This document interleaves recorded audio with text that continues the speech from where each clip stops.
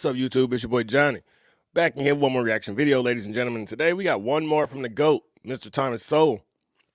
And this one is about the war on personal responsibility. And yeah, man, everyone wants you to be dependent on the government in today's society. And I think personal responsibility is the key to freedom. And so we're going to see what Thomas talks about in this video.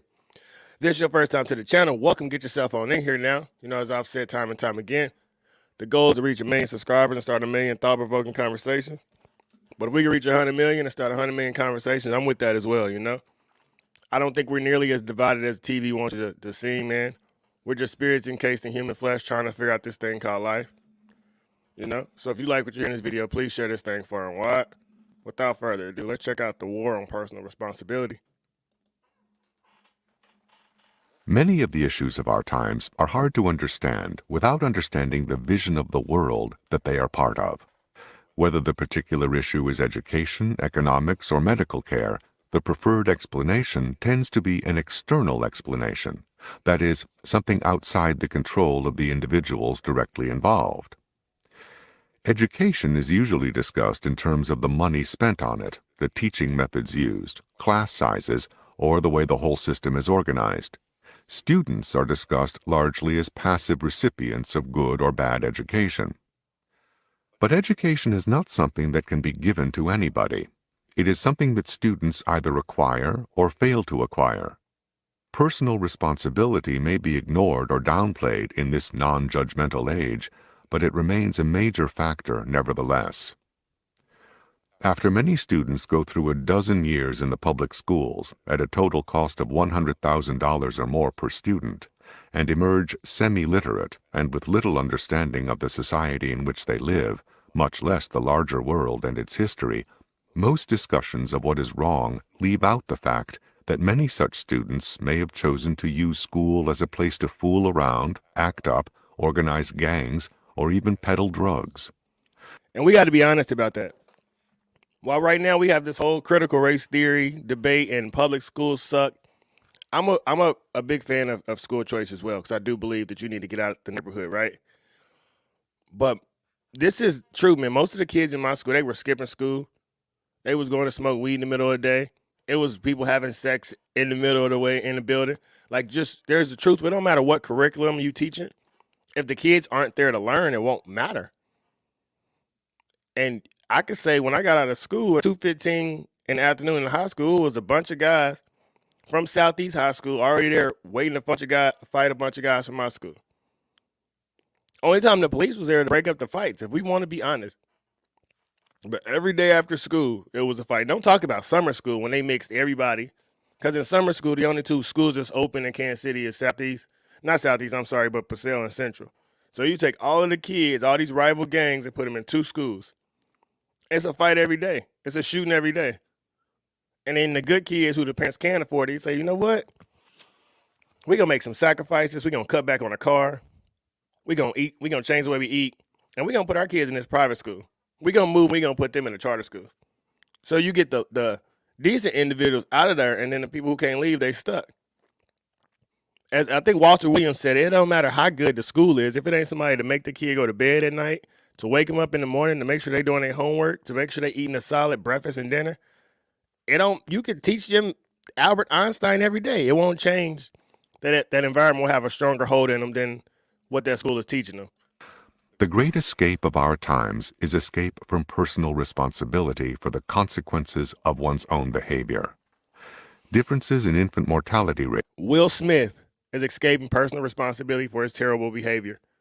Jada Pinkett Smith has been escaping responsibility for her terrible behavior for years. He should have been and threw her ass away. Provoke pious editorials on a need for more prenatal care to be provided by the government for those unable to afford it.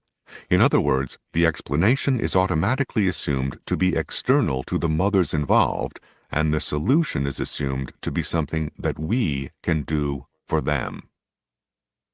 While it is true that black mothers get less prenatal care than white mothers and have higher infant mortality rates, it is also true that women of Mexican ancestry also get less prenatal care than white women and yet have lower infant mortality rates. But once people with the prevailing... And once again, we got to be honest, my people. Diet plays a role in that. Lifestyle plays a role in that. There were a ton of girls that were pregnant when I was in high school. I know girls who was pregnant 5, 6 months, still outside squaring up, fighting other girls. Let's be honest. I know girls pregnant, still twerking. I know girls pregnant, still going to the club. I know girls who dropped their baby off. They 6 weeks ain't even up, and they back there like they never left. We got to stop putting everything about, it's because of the skin color. No, man, it's because of the character of the people, dog. You think Cardi B ain't influencing the mass of young girls who grew up with no daddy? Who they see men running in and out their mama apartment on a regular basis? Hey, I can say every girl that I ever dated in my life before my wife never had a father. So they mom was, oh, he a cute little boy, let him come on in. I wasn't the only boy that they mama thought was cute. These mamas are setting their daughters up to have a ton of bodies, and ain't nobody ever gonna marry them girls with a bunch of mouths. Failing social vision see the first set of facts, they seldom look for any other facts that might go against the explanation that fits their vision of the world. No small part of the current confusion between health care and medical care comes from failing to recognize that Americans can have the best medical care in the world without having the best health, because so many people choose to live in ways that shorten their lives. There can be grave practical consequences of a dogmatic insistence on external explanations that allow individuals to escape personal responsibility. And before we get into that argument, it costs a lot of money to eat healthy, and it's expensive, man. You can get you a bag of rice and some mixed vegetables, dog. Mixed vegetables at the store is $2 for $3. A bag of rice ain't that expensive. Get you a little soy sauce, a little teriyaki sauce, a little sriracha, and you got you a meal, man. You got to find ways to change what you want. But personal responsibility, literally, it's on you to be healthy. You look around at American society and tell me that this is normal, that everyone has a gut and man boobs and low testosterone. No, there's a war on masculinity. Outside of that, man, they want to throw an abundance of pleasurable things at you. I think all men should disconnect from porn, man. Become the best version of yourself. I've said time and time again, man, real freedom is when you can learn to discipline yourself. Because if you can't discipline yourself, trust and believe, it's a million things in this world that want to take control of you.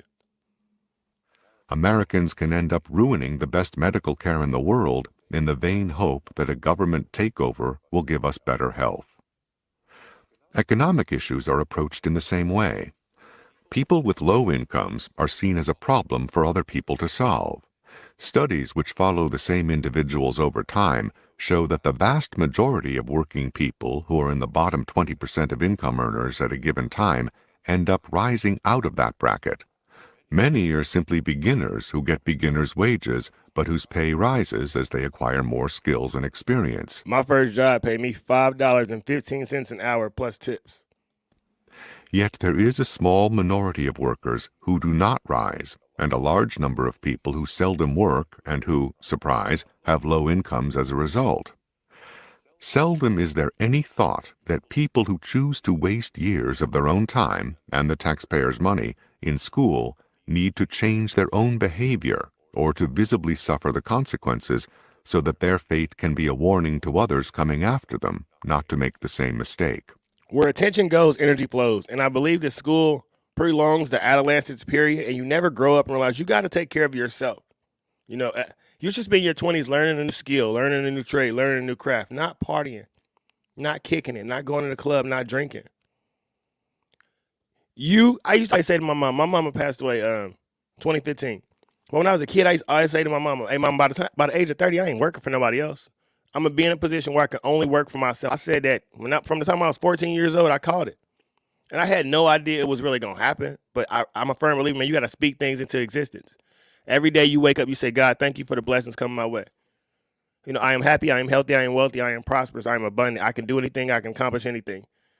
And if you spend your every day planting the positive seeds, man, you're going to have a beautiful garden. But if you're just sitting back, if you're just chilling, if you got your feet up, if you're waiting on your next stimulus check, if you think just because you get a degree that's going to make you successful, you're going to have a long life, buddy.